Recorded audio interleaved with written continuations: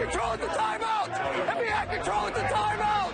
This is Mark Cuban having a verbal rant with the referee in a Mavericks game. But why? Because Mark Cuban is the owner of the Dallas Mavericks NBA team. On top of that, he's also known for the hit TV show Shark Tank, where he invests in companies of his interest. But how did he end up here? In 2000, Mark Cuban bought the Dallas Mavericks for an estimated $280 million as a result of his sheer passion for the game. Meanwhile, the team has been growing in value to a massive $2.4 billion as of February 2020. Now, the billion-dollar value should put the Mavericks fan for life into the Billionaire's Boys Club.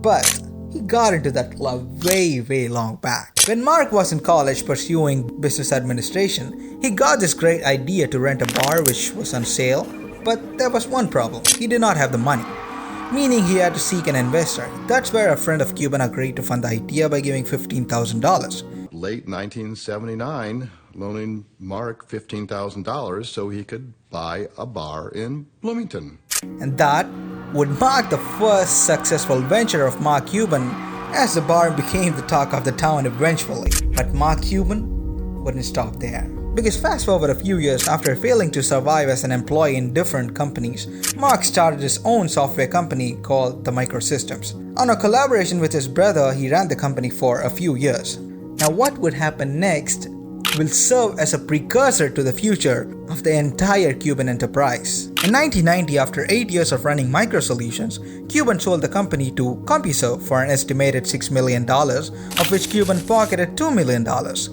meaning he was a millionaire at the age of just 32. And the first thing he does is I bought a lifetime pass on American Airlines. Now, this is where it gets interesting. Leading a life as a millionaire, Mark was already an investor, which is when a guy named Christopher Job pitched an idea to Mark Cuban. So, what was the idea? Today, we take live broadcasting of sports and TV shows for granted, but back in the 1990s, the media prospect of internet was totally unscathed. So, this guy saw it feasible to broadcast TV shows and sports live on the internet and pitched it to Mark.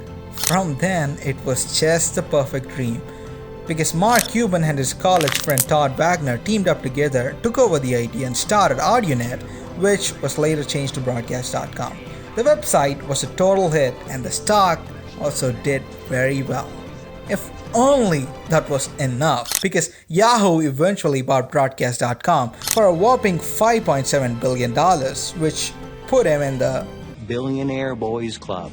Yes. Mark Cuban became a billionaire, and at first he just bought a $15 million house in Dallas where he now lives. But it wasn't all good for Yahoo, because over time Broadcast.com was not as successful as they thought it would be. Remember the $5.7 billion acquisition? Well, Mark had his money in stock, so how did he retain his money even though this company collapsed? You see, Mark was always ahead of the game. He saved all his money in the form of puts. Wondering what it is?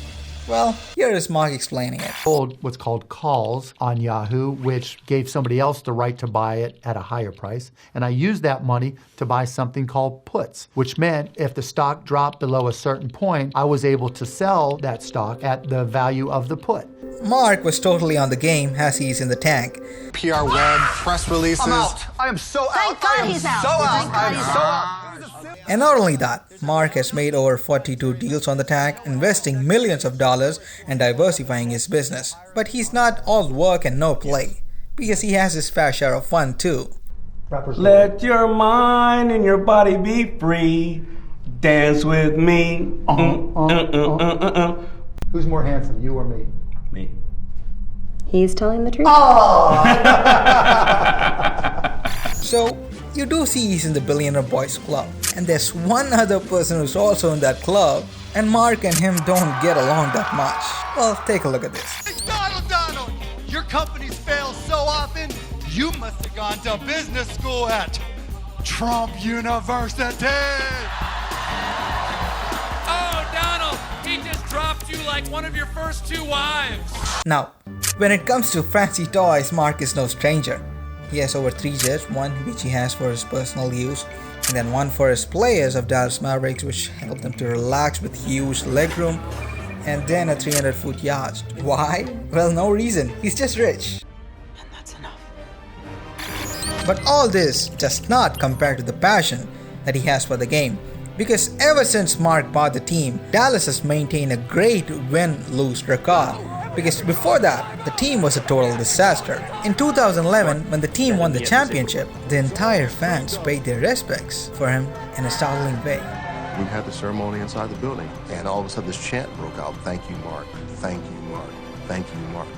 How many times have you heard of a building chanting, "Thank you" to the owner? You see, he is great after all, but is he so great that you would consider him for a president? When do you ever run? I doubt it, but I get asked You every doubt day. it, so you've thought There's about always it. that chance. I There's always- love it. Would you guys vote for me? Yes, he does plan on running for the presidency someday, and if so, would you vote for him? Thanks for watching. If you liked the video, consider leaving a like and subscribe. It really does help out. See you guys in the next one.